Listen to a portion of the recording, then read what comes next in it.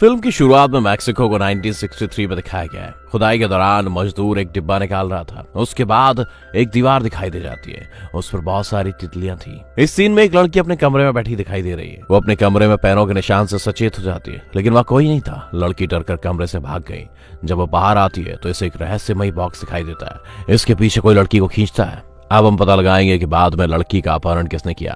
बाद में एक भयानक स्ट्रक्चर दिखाई देता है, वो उस लड़की का घर था। फोकस एक महिला चित्र पर चला जाता है। उसका नाम एम्बर था और वह अवैध रूप से अमेरिका आई थी, इसीलिए उसके पास कोई आईडी नहीं थी। आईडी नहीं देने पर होटल मैनेजमेंट ने उसे बाहर कर दिया। एम्बर एक सिलाई कारखाने में नौकरी करती है। एम्बर देखती है कि एक पोस्टर उस पर लिखा हुआ था, हम तुम्हें कम किराए पर कमरा देंगे, यहाँ केवल लड़कियों को जाने की परमिशन है। एम्बर इसके कारण खुश हो जाती है कि उसे और क्या चाहिए। फैक्ट्री में एम्बर की एक दोस्त बन जाती है। अगले दिन एम्बर पते पर पहुंच जाती है और वहां रेड नाम के घर में एक मालिक से मिलती है। ये वही इमारत थी जहां शुरुआत में लड़की गायब हो गई थी। एम्बर उससे पूछती कि यहाँ कौन रहता है। वो कहती है तुम्हारे अलावा सिर्फ एक लड़की रहती है, वो तुम्हारे कमरे के सामने रहती है और वो एम्बर से 1 महीने का किराया ले लेती है एज एन एडवांस। और एम्बर को रात में जल्दी आने के लिए कहता है। शराब पीने और स्मोकिंग करने जैसी चीजों की परमिशन नहीं है, इसलिए एम्बर ये सब मान लेती है।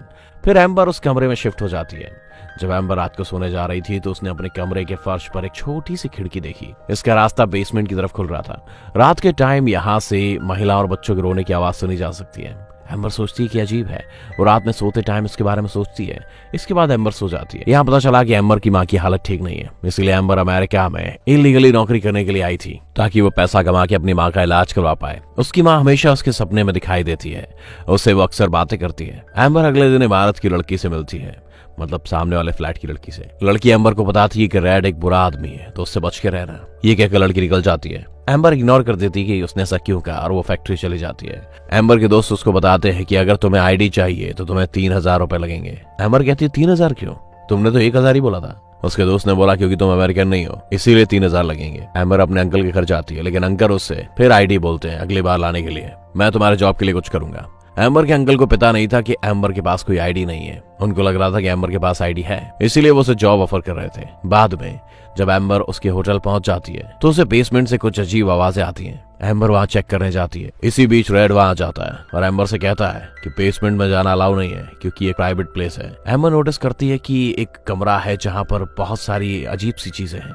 एम्बर वो सब देखकर कुछ सोचने लगती है। रेड दरवाजा बंद करते कहता है कि एक प्राइवेट रूम है और यहाँ पर अब दोबारा कभी मत आना। ये कैसा प्राइवेट रूम था जहाँ पर बहुत सारी बटरफ्लाईज थी? ये तो हम पहले भी देख चुके हैं। एम्बर उससे जमा पैसे मांगती है क्योंकि वो ये जगह छोड़ना चाहती थी। वो कहती जितने दिन में आ रही हूँ उतने पैसे काट लो, बाकी दे दो। रेड पैसे देने से मना कर देता है। वो कहता है कि मैंने पैसे खर्च कर लिए और अब उसके पास कोई पैसे नहीं है। एम्बर सोचती है चलो कोई नहीं। वो अपने पैसे गिनती है और अपने रूम में चली जाती है। वो देखती है कि उसे आईडी तो बनानी है, लेकिन उसके पास पैसे कम है। एम्बर लड़की के रूम में जाती है, वही लड़की जिसने कहा था कि रेड एक बुरा आदमी है। एम्बर जब वहां जाती है तो वो लड़की को भूतिया हालत में देखती है। उसकी आंखें चमक रही थी। वो अजीब कपड़े पहने हुए थे। एम्बर से देखकर डर जाती है। वो चल देती है। एम्बर अब रात में सोते हुए अपनी माँ के सपने देखती है। सपने में एक रहस्यमय बक्सा भी दिखाया गया है। ये वही बक्सा है जो फिल्म की शुरुआत में दिखाया गया है। एक हाथ डिब्बे से बाहर आता है। अगले दिन एम्बर अपने बॉस से आगे के भुगतान के लिए कहती है। उसका बॉस उसे मना कर देता है कि तुम बहुत धीमी गति से काम कर रही हो। वो उसे सिलाई से हटाते हुए पैकिंग पर लगाता है। इसके बाद एम्बर अपनी सहेली के साथ एक कैफे में बैठी है। एम्बर अपने दोस्त को पैसे सौंपते हुए कहती है कि वो जल्द से जल्द मेरी आईडी बना दे। एम्बर को होटल में पहुंचने में बहुत देर हो चुकी होती थी। जब वो होटल में जाती है तो उसे अजीब लगता है। उसने देखा कि एक आदमी दीवार पर अपना सिर पीट रहा है। एम्बर उसे अनदेखा करते हुए अपने कमरे में चली जाती है। एम्बर वहां 2 नई लड़कियों से मिलती है। वो अजीब लग रहे थे, लेकिन वो अच्छे थे। वो धूम्रपान करते हुए बातें करना शुरू कर देते हैं। इसी बीच रेड आता है और उन लड़कियों को वहां से भगा देता है। एम्बर रेड से पूछती है कि तुमने कहा था कि दूसरे लोगों के आने की परमिशन नहीं है, तो वो कौन था जो दीवार के नीचे सिर पीट रहा है? रेड कहता है कि वो मेरा पागल भाई है। उस रात एम्बर चुपके से प्राइवेट रूम में चली जाती है। वहां से अजीब चीजें दिखाई देती हैं। उन्हें देखकर वह हैरान हो जाती है, जैसे किसी को प्रताड़ित करने, किसी को खत्म करने के तरीके थे। वहां भूत प्रेत और काले जादू से जुड़ी चीजें थी, पुराने जमाने में खुदाई के दौरान जो चीजें मिली थी। अगले दिन एम्बर ने अपने दोस्त को फोन किया, लेकिन वह फोन नहीं उठा रही थी। एम्बर फैक्ट्री में जाती है और अपने बॉस से अपने दोस्त के बारे में पूछती है। उसके बॉस ने बताया कि उसने नौकरी छोड़ दी है। एम्बर को समझ आता है कि उसके दोस्त ने उसे धोखा दिया है। वो उसके सारे पैसे लेकर भाग गई है। इसके बाद जब एम्बर लौटती है तो फिर से महिलाओं और बच्चों के रोने की आवाज सुनाई देती है। एम्बर को कुछ समझ नहीं आ रहा है कि यहाँ हो क्या रहा है। एम्बर रेड से पूछने जाती है कि सामने वाले फ्लैट में जो लड़की रहती थी वो कहाँ है। रेड का दावा है कि वो पहले भी कई बार जा चुकी है। एम्बर अपने कमरे में जाती और अजीब महसूस कर रही थी। एम्बर ने एक अजीब चीज देखी कि वहां एक लड़की और एक महिला को नोटिस किया। वो दोनों आत्मा थे। लड़की की आत्मा एम्बर से मदद मांग रही थी, प्लीज मेरी मदद करो। एम्बर सोचती है मुझे उस लड़की की मदद करनी चाहिए या नहीं, लेकिन तभी अचानक कोई लड़की को खींच लेता है। ये सब देखकर एम्बर को समझ में आता है कि यहाँ आत्माएं रहती हैं। उसे बिल्कुल सही लग रहा था क्योंकि एक हॉन्टेड जगह थी और वो इससे बहुत डर गई थी। वो अपना सामान पैक करने के बाद रेड के पास उसका डिपॉजिट मनी लेना चाहती है, पर वो कमरे में रेड से नहीं बल्कि उनके पागल भाई से मिलती है। वो एम्बर से कहता है कि रेड यहाँ पर नहीं है। एम्बर अपने सामान के साथ दूसरे होटल में चली जाती है, पर उसके पास कोई मनी नहीं था, इसीलिए उसे कोई रूम नहीं मिलता। उसके बाद एम्बर रेड को फोन करती है कि प्लीज मेरा पैसा मुझे वापस कर दो, मुझे पैसा चाहिए। एम्बर एक कैफे में, रेड भी वहां जाता है। वो एम्बर को कुछ पैसे देता है। वो कहता है कि रिमेनिंग अमाउंट तो मैं होटल में दूंगा क्योंकि रिमेनिंग अमाउंट वही है। उसके बाद वो हॉन्टेड होटल में एम्बर के साथ आ जाता है। वो कहता है तुम्हारा बाकी का पैसा रूम में जाओ ले लो, पर एम्बर को रूम में कुछ नहीं मिलता। जब वो अपने रूम में पैसे ढूंढने के लिए जाती है तो रेड आ जाता है और फोर्सफुली उसे वाइन पिलाने की कोशिश करता है। एम्बर उसे ऐसा करने से रोकती है। इसी बीच रेड का भाई भी आ जाता है। वो भी एम्बर को जबरदस्ती वाइन पिलाने की कोशिश करता है, उसे पीटता भी है। वो समझ नहीं रही थी कि दोनों भाई उसके संग ऐसा क्यों कर रहे हैं। एम्बर इस सिचुएशन से बहुत ही ज्यादा डरी हुई थी और वो कुछ समझ नहीं पा रही थी। नई लड़कियां भी बहुत ज्यादा डर गई थी। वो भी एम्बर के ही रूम में सो रही थी। जब वो सो रही थी एम्बर को बहुत ही बुरे सपने आने लगे। उसके बाद वो जाग गई। उन लड़कियों ने एम्बर को बताया कि उन्होंने मिस्टीरियस बॉक्स उनके सपनों में देखा है। एम्बर ने कहा कि हाँ वो बॉक्स उसके भी सपने में आया है। लड़कियों ने कहा कि उसका भाई भी उसके सपने में है, उसकी कंडीशन बहुत खराब है। एम्बर कहती है कि मैं अपनी माँ को अपने सपनों में देखती हूँ कि वो बहुत बीमार है। यहाँ पर यह देखा गया है कि उनके ड्रीम्स कनेक्टेड हैं और मिस्ट्री बॉक्स से रिलेटेड है। ये बात भी यहाँ कंफर्म करती है कि जो लड़की गायब हुई है वो भी उस बक्से की वजह से ही गायब हुई है, इसलिए समस्या बक्से में है। इसी बीच एम्बर के अंकल भी होटल के बाहर पहुंच जाते हैं। रेड का कहना है कि एम्बर यहाँ पर नहीं रहती। उसके चाचा कहते हैं कि वो ये रहते मुझे पता है क्योंकि उसने मुझे ये पता दिया है, इसलिए वो रेड को धक्का देते हुए अंदर आ जाता है। वो एम्बर के कमरे का दरवाजा खोलने की कोशिश करता है, लेकिन फिर रेड और उसका भाई उस पर पीछे से हमला कर देते हैं और तभी उसे पीटते हैं ताकि वो मर जाए।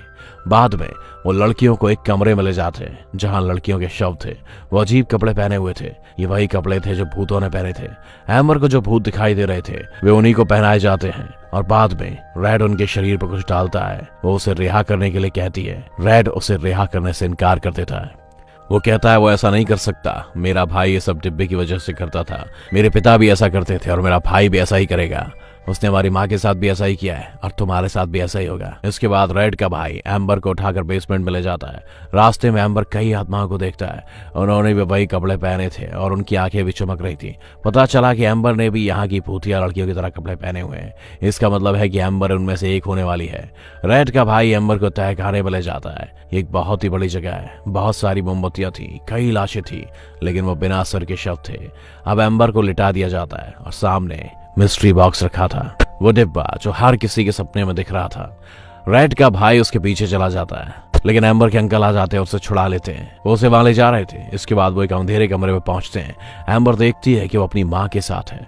सवाल ये है कि एम्बर के अंकल की तो मौत हो गई तो उसे बचाने कौन आया। एक्चुअली एम्बर को बचाने कोई नहीं आया था, ये उसकी इमेजिनेशन ही थी। इमेजिनेशन में एम्बर अपनी माँ के साथ थी, लेकिन हकीकत में वो अभी भी वहीं बेसमेंट में पड़ी है। एक अजीब इंसान मिस्ट्री बॉक्स से बाहर आता है। ये एम्बर की ओर आगे बढ़ रहा था। एम्बर अपने सपनों में देखती है कि उसने तकिए से मुंह दबाते हुए अपनी माँ को खत्म कर दिया है। जब एम्बर डरकर जागी तो फीचर भी वहां से गायब हो गया। एम्बर अपने कमरे में जाती है। कई हथियार थे। एम्बर उनमें से एक हथियार उठा लेती है। तब वो भाइयों के पास जाती है और पहले रेड को मारती है। वो रेड के पैर में छुरा घोंप देती है और वो घायल होकर नीचे गिर जाता है। रेड का भाई भी वहीं दूसरी लड़की को बेसमेंट के लिए तैयार कर रहा था। एम्बर उसे मारती है, लेकिन उसे नीचे गिराते हुए एम्बर का पैर तोड़ देता है। दूसरी लड़की जब बचने की कोशिश करती है तो रेड का भाई उसे बालकनी से नीचे फेंक देता है। उसकी मौत हो जाती है। इसके बाद रेड का भाई एम्बर को बाहर खींचता है। अब एम्बर की गर्दन दबाने लगता है। एम्बर के पास एक कांच का टुकड़ा था, वो उसके गले में मारती है। इससे रेड का भाई घायल होकर नीचे गिर जाता है। एम्बर उस पर कई बार हथियार से हमला करती है। वो तब तक उसे मारती है जब तक वो मर नहीं जाता। बाद में वो रेड को तहखाने में ले जाती है और उसे वहीं लिटा देती है। अजीबो गरीब जीव बॉक्स से बाहर निकलता है। ये रेड के सिर पर वार करता है। इसका मतलब ये है कि उसके शरीर को सिर से अलग ही कर देता है। एम्बर बाहर आती है और देखती है कि उसका टूटा हुआ पैर ठीक हो गया है। उसके घाव भी भर रहे हैं। उसकी आंखों का रंग भी बदला हुआ दिखाया गया है। आइए आपको यहाँ कुछ जरूरी बातें बताते हैं। ये वही बॉक्स था जिसे खुदाई के बाद 1963 में निकाला गया था। रैट के पिता को यह डिब्बा मिला। डिब्बे के अंदर एक भूत था जिसने रैट के पिता के शरीर को अपने कब्जे में ले लिया था। रैट के पिता ने वो सब कुछ किया जो उस प्राणी ने उसे करने के लिए कहा। उनके बाद ये सब रैट के भाई ने किया, क्योंकि अब रैट के भाई पर भूत सवार हो गया। अब क्योंकि वो मर गया, भूत ने एम्बर को अपने वश में ले लिया है। अब इस जीव का हर काम एम्बर करेगी। लोगों को मारना और इसी तरह के काम करना उसे पसंद है। इसी के साथ फिल्म खत्म हो जाती है।